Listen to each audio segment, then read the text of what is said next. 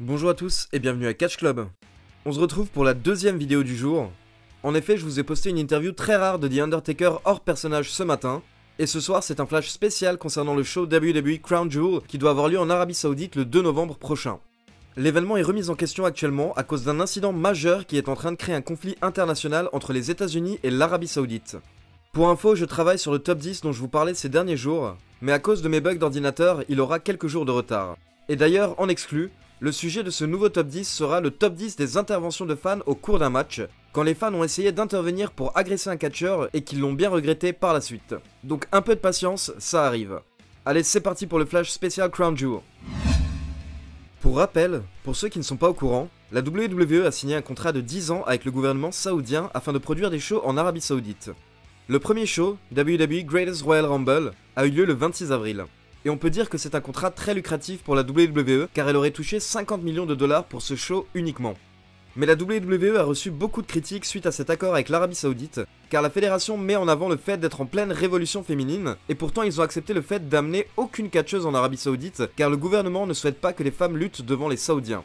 6 mois sont passés, et la WWE prévoit maintenant son second show en Arabie Saoudite, WWE Crown Jewel, mais un incident diplomatique est survenu récemment et la WWE se retrouve face à une situation de crise. Pour ceux qui ont regardé les infos, vous avez sûrement entendu parler de l'affaire Jamal Khashoggi. Jamal Khashoggi était un journaliste saoudien qui critiquait régulièrement la politique du royaume saoudien. Du coup, comme il craignait des représailles, il s'était exilé aux États-Unis il y a plusieurs mois. Il y a quasiment 2 semaines, le 2 octobre 2018, il était à Istanbul en Turquie, car sa fiancée est turque et il devait donc passer au consulat saoudien à Istanbul pour chercher des papiers en vue de son prochain mariage. Il s'est donc rendu au consulat avec sa femme, mais est entré seul à l'intérieur, sa femme l'attendant devant. Malheureusement, il n'est jamais ressorti. Et selon les autorités turques, Jamal Khashoggi aurait été assassiné à l'intérieur du consulat saoudien. Les autorités turques affirment qu'une équipe de 15 Saoudiens était arrivée à Istanbul par avion le jour même, le 2 octobre. Ce seraient ces hommes qui ont tué le journaliste et récupéré toutes les images des vidéos de surveillance avant de quitter Istanbul le jour même. Selon le journal Le Washington Post, les autorités turques auraient affirmé à leurs confrères américains qu'ils détiennent des enregistrements audio et vidéo montrant comment Jamal Khashoggi a été interrogé, torturé puis tué à l'intérieur du consulat avant que son corps ne soit démembré. Le royaume saoudien nie évidemment toutes ces accusations, mais ils ont confirmé que bizarrement, les caméras du consulat ne fonctionnaient pas ce jour-là. Les réactions ne se sont pas fait attendre et les États-Unis brandissent déjà des sanctions face à l'Arabie Saoudite. Et plusieurs politiciens se sont exprimés au sujet de la WWE qui travaille avec le gouvernement saoudien. Il faut savoir que 4 sénateurs, républicains et démocrates, souhaitent que la WWE ne se rende pas en Arabie Saoudite suite à cette affaire. Un sénateur déclare que c'est une attaque contre la liberté de la presse et une gifle au visage des États-Unis, si ce meurtre a bien eu lieu. Il espère que la WWE va réfléchir à sa relation avec le royaume saoudien. Un autre sénateur déclare que comme Linda McMahon, la femme de Vince McMahon, fait partie du cabinet du président de Donald Trump, l'administration américaine devrait vraiment suivre la situation et peut-être même intervenir pour empêcher la WWE de retourner en Arabie Saoudite. Mais ce n'est pas tout.